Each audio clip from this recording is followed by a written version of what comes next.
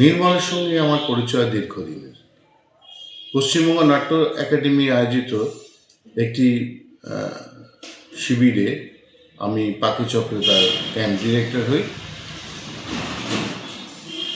শিবিরে উদ্দেশ্য ছিল ছোটদের নাটকের নির্দেশক তৈরির একটি ওয়ার্কশপ।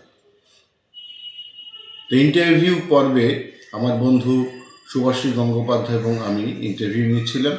সে সময় নির্মল হাজরা নামটি দেখে শুভাশিসের প্রতিক্রিয়া, নির্মল আবার।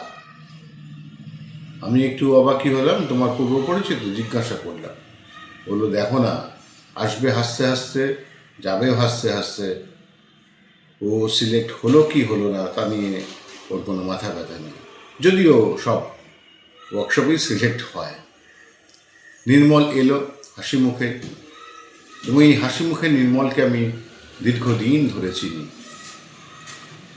যে কজন সেই ক্যাম্প থেকে বেরিয়ে থিয়েটারে কাজ করেছে বা করে চলেছে, তাদের মধ্যে নির্মল একজন। নির্মলের প্রসঙ্গ এসে পড়ল। নির্মল আমায় অনুরোধ করেছে, তাই নির্মলের কোনো অনুরোধ আমি সবসময় কোনো সময়ই ফেলতে পারি না। নির্মল তার দল ইয়ং থিয়েটার সিউড়ি, বীরভূমের ইয়ং থিয়েটার দল, সেই দলটি 25 বছরে পা দিয়েছে। এ এক বিরাট ব্যাপার, এ এক বিশাল কর্মযজ্ঞের অন্তর্গত।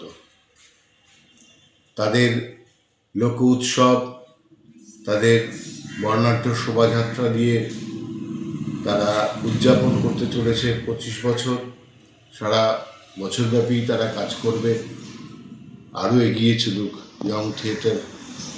নির্মল ও তার সহকর্মীরা, সহযোগীরা, আমার ভালোবাসা এবং অভিনন্দন রইল।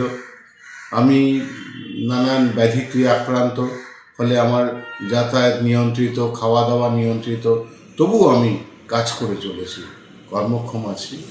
নির্মল, তোমার যদি কখনো প্রয়োজন মনে করো, তাহলে আমাকে ডাকলে আমি অবশ্যই তোমাদের ডাকে সাড়া দেব।